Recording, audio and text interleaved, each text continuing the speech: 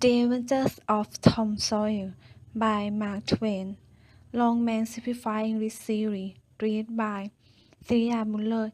Chapter 28. The Teacher Found. Within a few minutes, the news had spread, and a dozen boats full of men were on their way to the cave, and the ferry boats were filled with passengers soon followed. Tom was in a Jack Dasher boat when the cave door was unlocked. A sorrowful sight presented itself. Reskin Joe lay stretched upon the ground, dead. He had died of hunger. His face was close to the crack of the door, as if his longing eyes had been fixed to the last moment upon the lights of the free world outside. Usually one could find half a dozen bits of candle stuck but tourists in the cracks of the wall of the first carol. But now there were none.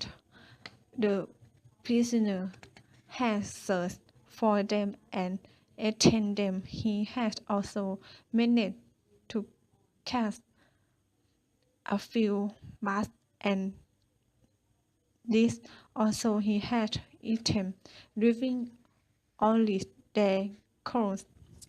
Tom was sorry for him, for he knew from his once experience now his unfortunate man had suffered but although he pitied him. It was a great relief to the boy to feel safe again. Reskin Joe was buried near the mouth of the cave.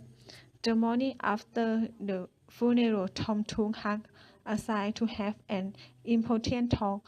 Huck and learned all about Tom's adventures from the Welshman and the window dragons.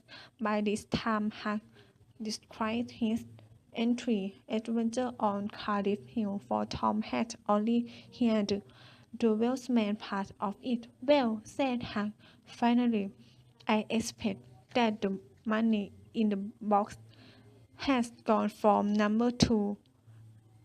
It will never be ours, Tom. Huck, that money never was in number 2 at the end. What? Huck grasped nearly at his companion. Tom, have you got on the track of it again? Huck is in a cave. Huck's eyes blazed, saying, there again, Tom, the money in the cave? Will you go with me and get it out? Of course I will. But what makes you think that the money is? Huck, just wait until we get there. If we don't find it, I will give you everything I have got in the world. Is it far in the cave? I have been on my legs a few days, but I don't think I could walk more than a mile. Huck, I will take you there and back in a boat, and you needn't raise a finger.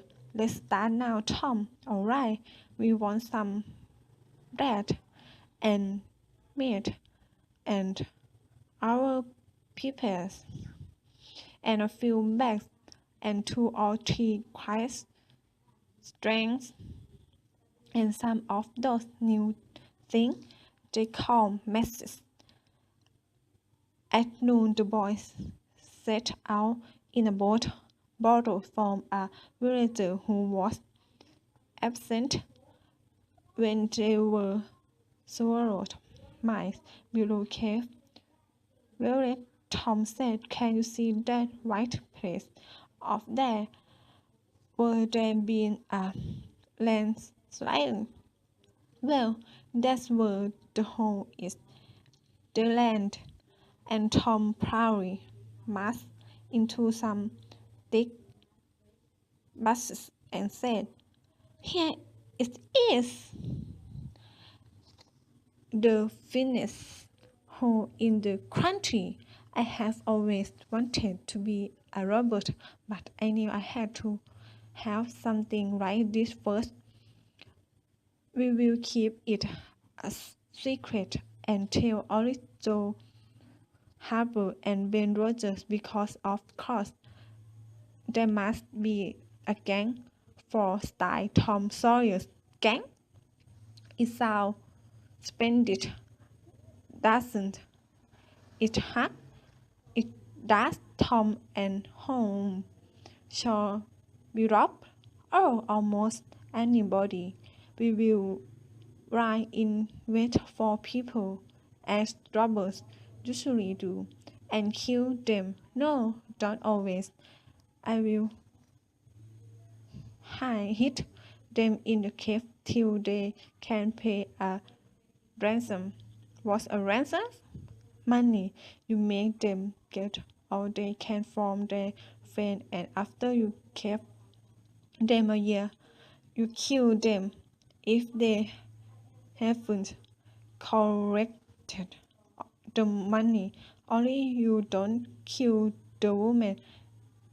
They're always beautiful and rich and frightened at death. You take their watches and jewelry, but you always take your hat off and talk politely. Robbers are perfect gentlemen. You will see that in any book. Why? It's grand, Tom. I believe it's even better than being a pirate. Yes, it's better in some ways because it's close to home and circus and thing. The boy then entered the hall, Tom reading. They crowded of the father and of the princess made their kite string fast and moved on. They presently entered and followed Tom, other princess until they rested and pit. The candles revealed that it was only a steep, clear slope 20 or 30 feet deep. Tom held up his candle and said, "Look as far round that corner as you can. Do you see that? There on the big rock over there, done with candle smoke. Tom, it's a cross. Now we have found the real number 2 at last. Under the cross? Ah, that's just where so Redskin Joe hold up his candle, had stared at the mysterious sight for a time, and then said in a shaky voice, "Tom, let's get out of here." "What? And leave the teacher?" "Yes, leave it. Redskin Joe ghost is hanging about them. I'm certain." "No, it isn't hung. It would hunt the place where he died, at the mouth of the cave. 5 miles from here." "No, Tom, it wouldn't. It would hang round the muddy. I know the ways of ghosts." "And so do you." That got in Tom's mind. Then an idea occurred to him. "Look here, Huck, what fool we making for ourselves? Redskin Joe ghost won't come where they across." "Tom, I didn't think of that. That's lucky for us. Let's hunt for that box." Tom went first, cutting rough step in the clear slope as the descendant had followed. 4 passengers opened out of the small cave in which the great rock stood. The boys examined them with no result. They found a corner in the ones nearest the base of the rock with some blankets spread into it, but there was no money box. They searched and researched this place, but in vain. He said under the cost, said Tom. Well, the rock is under the cost, and the money can't be under the rock. It's safe because that's resting solidly on the ground. They sat down, discouraged. Had could suggest nothing. Look there, Hag said Tom at last. There are footprints and some candle grease on the clay about one side of this rock, but not on the other side. Now what does that mean? I bet the money is under the rock. I'm going to dig in the clear. That's not a bad idea, Tom, said Hag, pretending up. Tom's knife was out at once, and he had not dug for inches before he struck. Both some boards were soon uncovered and removed. They had hidden a natural hole with lead under the rock. Tom got into this and held his handle as far under the rock as he could, but said that he could not see the end he proposed to explore. He bent down and passed under the narrow way, descended. Gradually he followed its winding course with Hag at his heels. Tom suddenly turned a short curve and then exclaimed, "Good heavens, Hag, look there!" It was indeed the teacher box, echoing a little cave. Near it were a couple of guns in little cases and empty powder barrel, 2 or 3 pairs of old boots, a little belt, some other rabbits. We have got it at last, said Hag, digging among others with his hands. We reached Tom. Hag is too good, I believe. Let me see if I can lift it. The box weighs about 50 pounds. Tom could lift it in an outward fashion, but he could not carry it conveniently. I thought so, he said. It seemed heavy that they carry it at the haunted house. It is a good thing that I bought the bag. The money was soon in the bag, and the boys took it up to the cross rock.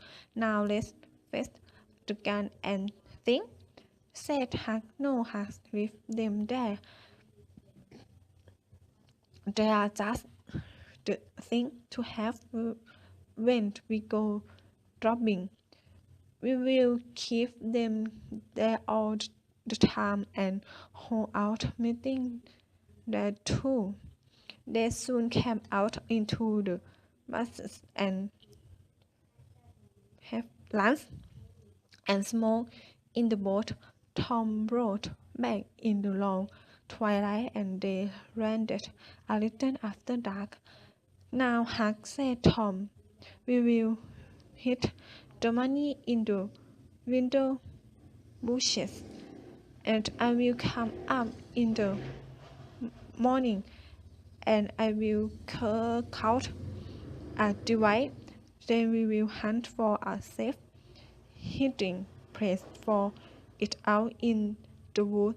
Stay here while I borrow Benny Taylor handcart I won't be a minute. He disappeared and presently returned with the handcart. They put a small sack into it and start off dragging the load behind them. When they reached the wheelsman's house, they stopped the rest. Just as they were about to move on, the wheelsman stepped out and said, "Hello, who that?" Hank and Tom Sawyer. "Good. Come along with me, boys. You keep in. Everybody waiting. I will pour the gas off for you. Why, it's very heavy. What have you got in it? Big or old metal?" "Old metal," said Tom. The boys wanted to know why they had to hurry. "Never mind, you will see." Then we got to window luggage. Mr. Jones left the cart near the door, and Huck and Tom found themselves pushed into Mrs. Douglas' sitting room. The place was very bright, and everybody that was of any importance in the village was there. The window greeted them presently, but Aunt Polly was with charm at the dirty conditions and shocked his head at Tom. "I made them right at my door, and so I just brought them along in a hurry," said Mr. Jones. "And you did right," said the widow. "Come with me, boys." She took them to the bedroom and said, "Now what? Rest yourself. Here are two new suits of course, shirts, socks, everything. They are Hank." "No, no thanks, Hank. Mr. Jones bought one and I bought the other, but they fit both of you. Put them on. I will wait. Calm down when you look respectful." As she left, Sid appeared. "Tom, Auntie has been waiting for you all the afternoon. Why are all these people here?" asked Tom. "It's one of the parties that the widow is also having. This time is for the wheelsman and his son for saving her." The other night, some minutes later, the widow guests, including a dozen children, were at the supper table. At the proper time Mr. Jones made his return speech. He thanked the widow for the honor she was doing him and his sons, but said that there was another person who had played an important part in saving her. He then revealed the secret about Hank's share in the adventure.